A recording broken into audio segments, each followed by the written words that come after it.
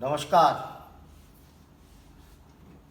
सुना है रामचंद्र जी के पिताजी का नाम दशरथ जी था और सूर्य कुल में पैदा हुए थे, तो भगवान सूर्य भी उनके कुल के पिता थे।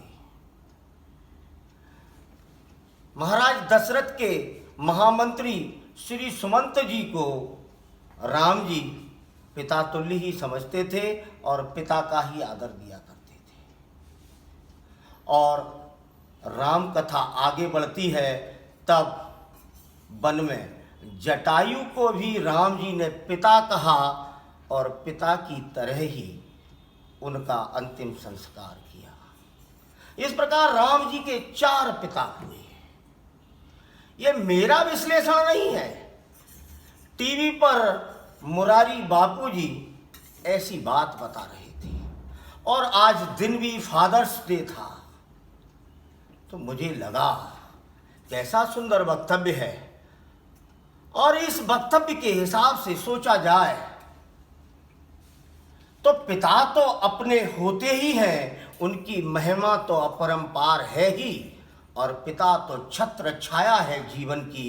किंतु जीवन में और भी कई लोग ऐसे मिले होंगे जो किसी मोड़ पर पिता तुल्य से लगे होंगे, तुम्हारी कठिनाई को दूर करते हुए निकल गए होंगे, दुलार से तुम्हारे कंधे पर हाथ रखते हुए और मुस्कुराते हुए। उनमें पिता दिखा होगा कहीं, बहुत लोग होंगे। मैं चाचा जी और ताऊ जी की बात नहीं कर रहा, वो तो पिता ही से हैं। मैं बात कर रहा हूं उनकी जो मेरे गांव के हैं, मेरे मोहल्ले के हैं, मेरी गली के हैं, मेरे शहर के हैं। उनमें भी बहुत लोग होंगे जो पिता तुल्य हैं। आज फादर्स डे उनके नाम, आज आभार उनका, आज कृतज्ञता उन सब पिता तुल्य जैसे लोगों की। और अगर कोई नहीं मिला ऐसा, तो मेरी आंखें ठीक नहीं और मेरी उम्र कुछ ज्यादा हो गई है, तो बात को कुछ पलट कर सोचा जा सकता है कि फिर कोई नौजवान मिला होगा, कोई सजीला सा, सभ्य सा, समझदार सा, सहज ही तुम्हारी आंखों में आ गया होगा बेटा जैसा, तब तुम उसकी कोई परेशानी को हल करते हुए निकल जाना, या निकल गए होगे तो आभार तुम्हारा और मेरा भी। आज फादर्स डे की कुछ ऐसी सी व्याख्या करने को मन करता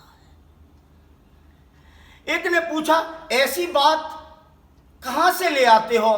तो मैं उन्हें बताऊं, बस मित्र मंच को सुनते सुनते, धैर्य से सुनते सुनते, और धैर्य तो सुन सुन कर ही आता है। और ये मित्र मंच को सुनने का परिणाम इतना अवश्य हुआ है कि सुनने का एक धैर्य आया है।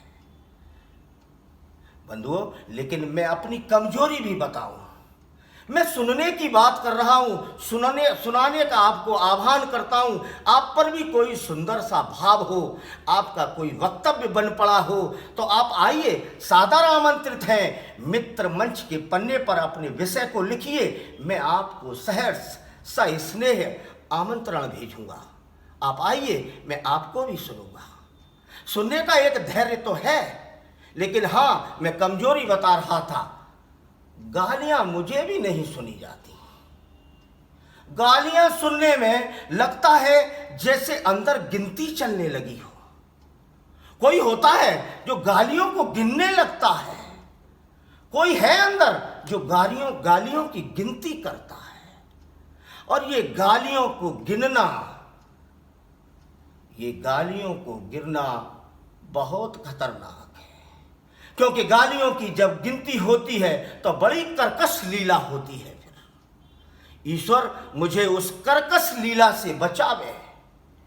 और मैं मित्र मंच को, आप सबके वक्तव्यों को इतना सुनूं कि मेरी गालियों की गिनती भी खत्म हो जाए, अंदर का गिनने वाला मेरा शांत हो जाए। ऐसी आशाओं के साथ आओ मित्र मंच के उन भावों को, उन इंद्रधनुषीय रंगों को जो सोमवार को रुद्रा जी के साथ ओज के वक्तव्य होते हैं। मंगलवार को कृष्ण जी के साथ आध्यात्म और हरि चर्चा के, शुक्रवार को आदरणीय मधुरिमा जी के साथ नए प्रकार की रचनात्मकताओं के साथ, और शनिवार को शैलेंद्र जी के साथ डॉक्टरों के परामर्श से, रविवार युवाओं का संविधान पर चर्चा।